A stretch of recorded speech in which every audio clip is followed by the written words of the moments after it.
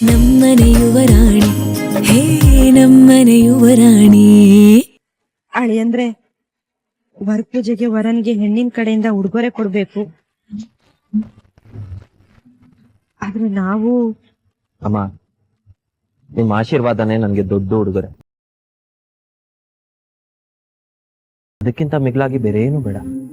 ಹಾಗಲ್ಲಪ್ಪ, ಬಂಗಾರದಂತ ಅಳಿಯನಿಗೆ ಬಂಗಾರ ಕೊಡದೆ ಇದ್ರೆ ಏನ್ ಚಂದ. ಅದಕ್ಕೆ ನೀವು ಸಾಸಿವೆ ಕಾಳಿನಷ್ಟು ಬಂಗಾರ ಕೊಟ್ರು ನನಗದು ದೊಡ್ಡದೆ. ನೀವು ಯಾವುದಕ್ಕೂ ಮುಜುಗರ ಪಟ್ಕೋಬೇಡಿ. ಲಕ್ಷ್ಮಿ, ಅಳಿಯಂದ್ರೆ ಅಂತ ದೊಡ್ಡ ಮಾತಾಡ್ತಿರುವಾಗ ನೀನ್ ಯಾಕಮ್ಮ ಸಂಕೋಚ ಪಟ್ಕೋತೀಯ? ಕೊಡಮ್ಮ.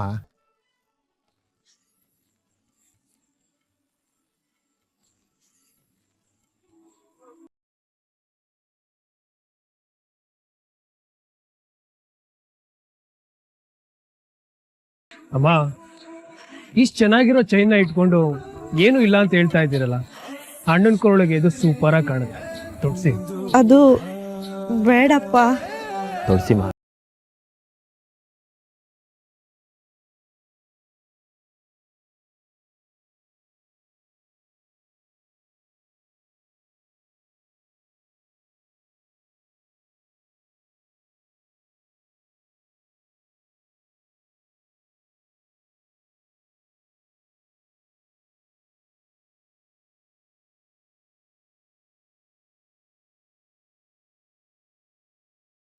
ಲಕ್ಷ್ಮಮ್ಮ, ಎಷ್ಟು ಕೊಟ್ವಿ ಅನ್ನೋದು ಮುಖ್ಯ ಅಲ್ಲಮ್ಮ, ಕೊಡೋದ್ರಲ್ಲಿ ಎಷ್ಟು ಪ್ರೀತಿ ಇದೆ ಅನ್ನೋದು ಮುಖ್ಯ.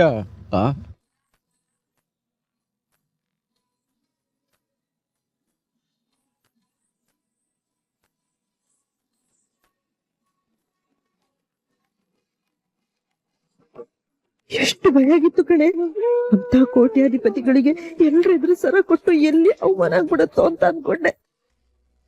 ಅಮ್ಮ, ಅವ್ರ ದೊಡ್ಡ ಗುಣ, ದೊಡ್ಡ ಮಾತಿಂದ ನಮ್ಮನ್ನೆಲ್ಲರನ್ನೂ ಎತ್ತರಕ್ಕೆ ಏರಿಸ್ಬಿಟ್ರಮ್ಮ. ನಿಜವಾಗ್ಲೂ ಇಂಥ ಮನೆ ಪಡೆಯೋದಕ್ಕೆ ಅಕ್ಕ, ನಾವು ಎಲ್ಲರೂ ಎಷ್ಟು ಪುಣ್ಯ ಮಾಡಿದೀವಿ. ಹೌದು ಕಣೆ, ತಪಸ್ಸೆ ಕೂತ ಆ ದೇವ್ರನ್ ಬೇಡ್ಕೊಂಡಿದ್ರು ಇಂಥ ಹುಡುಗ ಸಿಕ್ತಿದ್ನೋ ಇಲ್ವೋ ಗೊತ್ತಿಲ್ಲ. ಭಗವಂತ.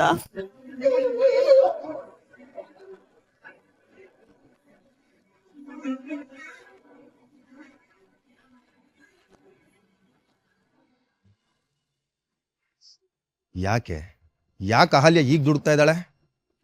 ಅಮ್ಮ ತಂಗಿ ಸಂತೋಷಕ್ಕೋಸ್ಕರ ಇವಳು ತನ್ನನ್ನು ತಾನೇ ಮರಿತಾ ಇದ್ದಾಳೆ.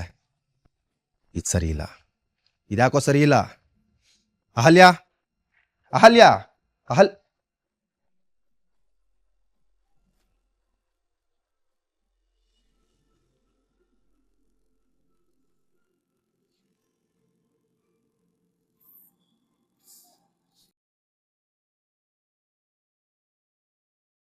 ದೃಷ್ಟಿ ತೆಗೆಸ್ಕೊಂಡೇನಮ್ಮ? ಮುದ್ದಾಗಿರೋ ಮಗು ತರ ಈಗ ಅಣ್ಣ ಇರ್ಬೇಕಾಗಿತ್ತು. ಅಣ್ಣ ನಿನ್ನ ಹೀಗೆ ನೋಡ್ಬೇಕಾಗಿತ್ತಮ್ಮ. ಅಪ್ಪ ಈಗಿಲ್ವಲ್ಲ, ಮತ್ತ್ಯಾಕ ಮಾತು ಚಿಕ್ಕಪ್ಪ? ಅಹಲ್ಯ, ನಿನ್ನನ್ನು ಹೀಗೆ ಮಧು ಮಗಳಾಗಿ ನೋಡ್ಬೇಕು ಅಂತ ಅಣ್ಣನ್ ತುಂಬಾ ಆಸೆ ಇತ್ತಮ್ಮ. ನಿನ್ನನ್ನು ಹೀಗೆ ನೋಡೋದಕ್ಕೆ ನನಗೆ ತುಂಬಾ ಖುಷಿ ಆಗ್ತದೆ. ಆದ್ರೆ ಈ ಮದುವೆ ನನಗ್ ಗೊತ್ತು ಚಿಕ್ಕಪ್ಪ, ನಿಮ್ ಭಯ ಏನು ಅಂತ. ನೀವೇನು ಟೆನ್ಷನ್ ಮಾಡ್ಕೋಬೇಡಿ. ನಾನೆಲ್ಲಾ ರೀತಿಯಿಂದ ಯೋಚನೆ ಮಾಡಿನೆ ಈ ಮದ್ವೆಗೆ ಒಪ್ಕೊಂಡಿರೋದು. ನಮ್ಮೆಲ್ಲಾ ಸಮಸ್ಯೆಗಳಿಗೆ, ನೋವುಗಳಿಗೆ ಪರಿಹಾರನೇ ಈ ಮದ್ವೆ. ಇಲ್ಲ ಅಂದಿದ್ರೆ ನಾನು ಈ ಮದ್ವೆಗೆ ಒಪ್ಕೋತಾ ಇದ್ನಾ? ನನ್ನ ಮಗಳು ತುಂಬಾ ಬುದ್ಧಿವಂತೆ, ತುಂಬಾ ಯೋಚಿಸ್ತಾಳೆ.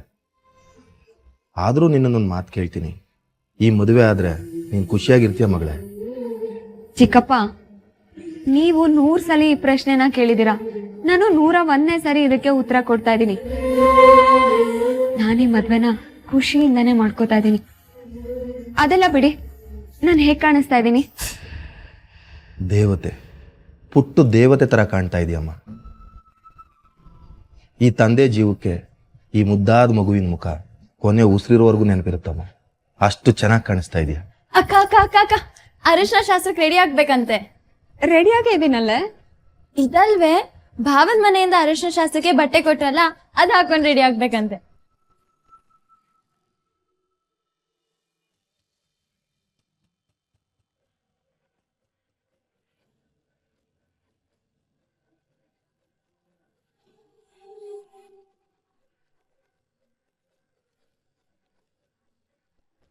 ಮನ್ಯ ಯಾಕೆ ಬರೋದು ಇಷ್ಟೊತ್ತಾಯ್ತು? ಅಯ್ಯೋ ಇಂಪಾರ್ಟೆಂಟ್ ನ್ಯೂಸ್ ಕಣೆ. ಹ ನಾನು ಅದಕ್ಕೆ ಕಾಯ್ತಿದ್ದೆ. ಟೆನ್ಷನ್ ಆಗುವಂತದ್ದೇನು ಇಲ್ಲ ತಾನೆ? ಅಯ್ಯೋ ಸೀರಿಯಸ್ ವಿಷಯ, ಗಾಬರಿ ಆಗುವಂತ ವಿಷಯ. ಈ ವಿಷಯ ನೀನೇನಾದ್ರೂ ಕೇಳ್ಬಿಟ್ರೆ ನಿನ್ ಕಾಲ್ ಕೆಳಗಿರೋ ಭೂಮಿನೇ ಕುಸ್ತ ಹೋಗುತ್ತೆ.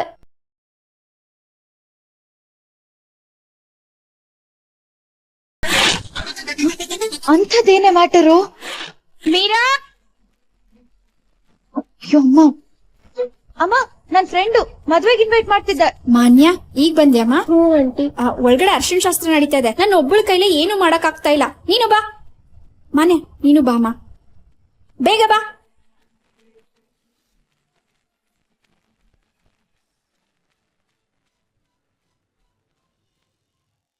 ನೀ ತುಂಬಾ ಕಿಚಾಯಿಸ್ತಾ ಇದ್ಯಾ? ಬೇಡ ನೋಡು. ನೀವು ನಂಬಲ್ ಹಾಕೊಂಡ್ರು ಅದಕ್ಕೆ ಇಲ್ದೇ ಇರುವಾಗ ಅದಕ್ಕೆ ಜೊತೆ ಮಾತಾಡ್ಬೇಕು ಅಂತ ಕನ್ಸ್ ಕಾಣ್ತಿರ್ತಾನೆ. ಅದಕ್ಕೆ ಎದುರಿಗೆ ಬಂದ್ರೆ ಸಾಕು, ಪಾಪ ನಮ್ಮ ಅಣ್ಣಂಗೆ ಮಾತುಗಳೇ ಮರ್ತೋಗುತ್ತೆ. ಮಾತ್ ಮರ್ತೋಗಿ ಬರೀ ಕಣ್ಣಲ್ಲೇ ಮಾತಾಡ್ತಾನೆ. ಏನೋ ಸಾಕೇತ ಇದು, ಈಗ್ಲೇ 3 ಗಂಟೆ ಆಗ್ಬಿಟ್ಯೇನೋ? ಸುಮ್ನೆ ರೀ ಮಾವ, ನೀವು ಬೇರೆ. ಅನಿ, ಎಲ್ರೂ ಸೇರ್ಕೊಂಡು ನನ್ನ ಕಿಚಾಯಿಸ್ತಾ ಇದ್ದೀರಾ? ಆಯ್ತು ಬಿಡಪ್ಪ, ನಾನು ಹೋಗ್ತೀನಿ. ಅಣ್ಣ ಕೂತ್ಕೊಂಡೇ ಮಾತಾಡು. ಏನೇ ಹೇಳ್ರು, ಅಣ್ಣ ಅದಕ್ಕೆ ಜೋಡಿ ಮೇಡ್ ಫಾರ್ ಈಚ್ ಅದರ್. ನನ್ ಜವಾಬ್ದಾರಿ ಅಂತೂ ಇಲ್ಲಿ ಕಳೀತು. ಸಾಕು, ನನ್ ಜವಾಬ್ದಾರಿ ಕಳೀತು ಅಂತ ಸುಮ್ನೆ ಮೇಲ್ನೋಟಕ್ಕೆ ಹೇಳ್ತಿದ್ಯಾ ಅಷ್ಟೇ.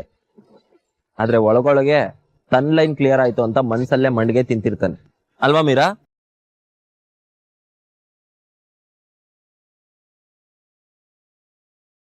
ಏನೋ ನೀ ಏನಾದ್ರೂ ವಿಶೇಷ ಇದೆಯೇನೋ?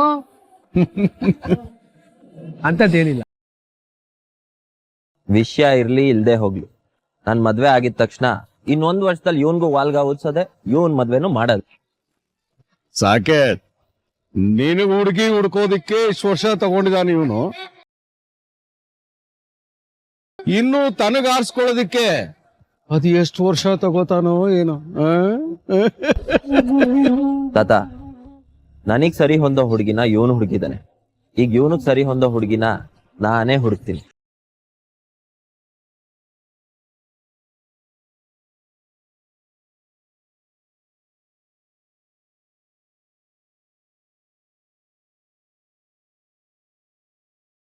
ಅದಪ್ಪ ಮಾತು ಅಂದ್ರೆ. ಸಾಕೇತ್ ಹುಡುಗಿ ಹುಡುಕಿದ್ರೆ ಆದಷ್ಟು ಬೇಗ ಮದ್ವೆ ಫಿಕ್ಸ್ ಆದಾಗೆ. ಸಾಕು, ಇವನ್ ಎಂತ ಹುಡುಗಿನ ಹುಡುಕ್ತಿಯಪ್ಪ ನೀನು?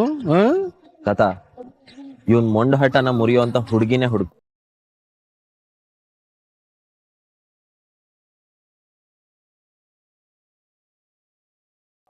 ಹಾ, ಇದು ಮಾತ್ರ 8ನೇ ಅದ್ಭುತಾನೆ. ಯಾವುದು? ಅಲ್ಲ ಕಣೋ ಅನಿ, ನಿನ್ ಕಾಲ್ ಎಳಿತಿದ್ರು, ನಿನ್ ಮದ್ವೆ ವಿಷಯ ಮಾತಾಡ್ತಿದ್ರು, ನಮ್ ಕೋಳಿ ಮರಿ ಏನು ಕಮೆಂಟೇ ಮಾಡ್ತಿಲ್ಲ. ಇದು ಆಶ್ಚರ್ಯನೇ ಕಣೋ. ಅಪರೂಪಕ್ಕೆ ಮದ್ವೆ ಕೆಲಸ ಮಾಡ್ತಾ ಇದ್ದಾಳೆ. ಮಾಡ್ಲಿ ಬಿಡು. ಸುಮ್ನೆ ಏನಾದ್ರು ನಾವು ಮಾತಾಡ್ಸಕ್ ಹೋದ್ರೆ ಇಲ್ದೇ ಇರೋ ತರಲೆ ಮಾಡ್ತಾಳೆ. ಅದ್ ಯಾವ್ದೇ ಅವ್ರ ಬುದ್ಧಿ ಕೊಟ್ಟು ಬಾಯಿಗೆ ಬೀಗ ಹಾಕೊಂಡು ಕೆಲಸ ಮಾಡ್ತಿದ್ದಾಳೆ. ಅಮ್ಮ, ಅರ್ಶಿನ ಶಾಸ್ತ್ರಕ್ಕೆಲ್ಲ ರೆಡಿ ಮಾಡಾಯ್ತು. ಸರಿಯಾಗಿದ್ಯಾ ನೋಡ್ಬಿಡು. ಸರಿ ಇದೆ. ಸರಿ, ಒಂದ್ ನಿಮಿಷ ಬಂದ. ಮೀರಾ, ಎಲ್ಲೋಗ್ತಿದ್ಯಾ? ಫ್ಲವರ್ ಡೆಕೋರೇಷನ್ಸ್ ಕರೆಕ್ಟ್ ಆಗಿ ಆಗಿದ್ಯೋ ಅಂತ ನೋಡ್ಕೊಂಡ್ ಬರ್ತೀನಿ. ನಮ್ ಕೋಳಿ ಮರಿ ಯಾವತ್ತೂ ಸೀರಿಯಸ್ ಆಗಿರ್ಲಿಲ್ವಲ್ಲ.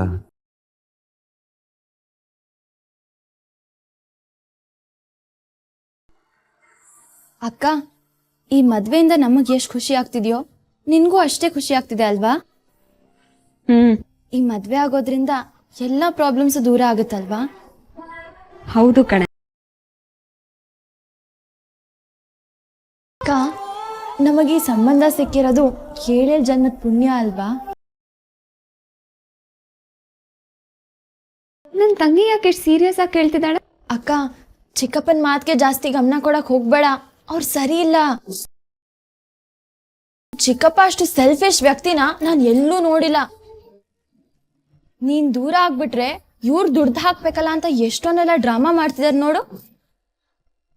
ನಿನ್ ಮದ್ವೆ ನಿರ್ಧಾರನ ಮುರಿಯಕ್ ನೋಡ್ತಿದ್ದಾರೆ. ಸರಿ ಇಲ್ಲ ಈ ಚಿಕ್ಕಪ್ಪ. ನಮ್ರತಾ,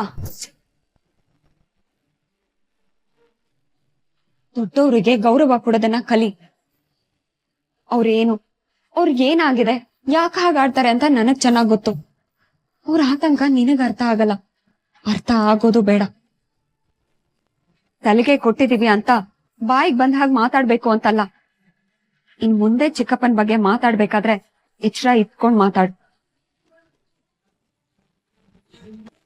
ಸಾರಿ ಅಕ್ಕ, ನೀನ್ ಎಲ್ಲಿ ಡಿಸಿಷನ್ ಚೇಂಜ್ ಮಾಡ್ಬಿಡ್ತೀವ ಅನ್ನೋ ಭಯಕ್ಕೆ ಹೇಳ್ದೆ ಅಷ್ಟೇ. ಸಾರಿ. ನಮ್ರತಾ, ಅಮ್ಮು ಅಮ್ಮು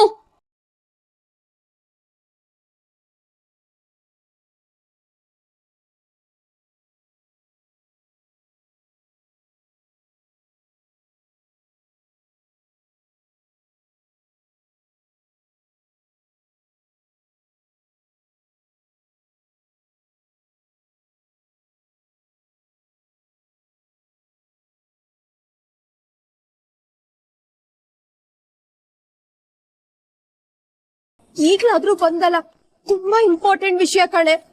ಬರ್ತೀಯೋ ಇಲ್ವೋ ಅಂತ ಗಾಬರಿ ಆಗೋಗ್ಬಿಟ್ಟಿತ್ತು. ಅದೇನೋ ಭೂಮಿ ಕುಸಿಯೋ ಆಗಿದೆ ಮ್ಯಾಟರ್ ಅಂತ ಹೇಳಿದ್ಮೇಲಿಂದ ನನ್ ಹೃದಯ ಡವ ಡವ ಅಂತ ಹೊಡ್ಕೋತಿದೆ ಕಣೆ. ಏನ್ ವಿಷಯ ಗೊತ್ತಾಯ್ತು?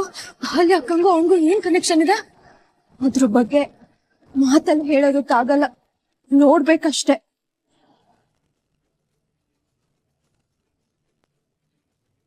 ನೋಡ್ಬೇಕಾ? ಹಂಗಂದ್ರೆ ಒಂದ್ ನಿಮಿಷ.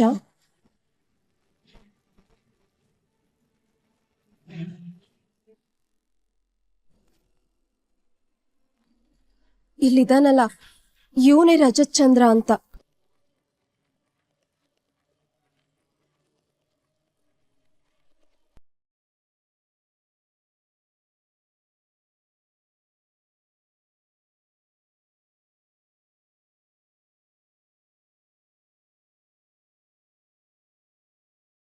ನನ್ಗೂ ಇಷ್ಟೇ ಶಾಕ್ ಆಯ್ತು ಕಣೆ.